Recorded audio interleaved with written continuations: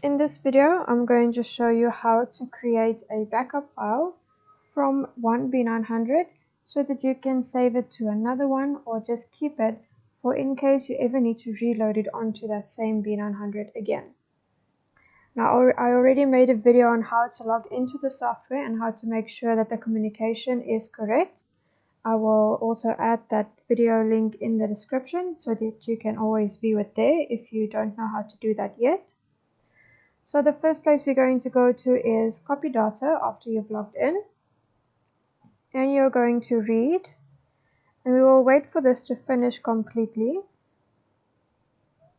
This is basically taking all the information that is currently saved on the B900. And now we will export it. And we will save it in a backup file. So I have a backup folder especially for my backup files. And that way I always know where to find it. So we'll just call it test backup file, and we always save it with the day of when you are doing it so that you are never using an old backup file if you have one that is newer. So always make sure that you put the date of your backup file with the name of your backup file. And you click on save.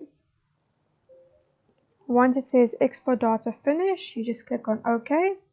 And you now have a backup file saved onto your computer wherever you made that file location. Okay. Now if you wanted to import a backup file, you will go to the same place. Once you've logged in, you'll go to copy data, and this time you will read it again. You always read it to make sure that the communication is still working. The difference now is instead of exporting, you will import. So after you've clicked on import, you now found your file location where you saved your backup files, and you look for the latest backup file for your screen. So this is the one that I've created today. That is the one that I want to upload now. And you just click on OK, open, and import finish, then you click OK, and now you have to click on write. If you do not click on write, it's not going to take that information even though you've imported it. So it's now taking all the information that we saved and it's writing it onto the screen as if it's a brand new screen. It is replacing whatever is currently on that screen as well.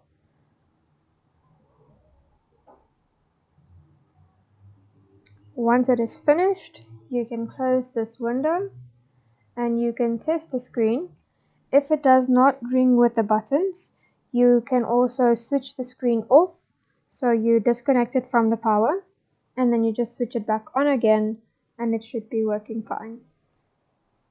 Thank you very much for watching.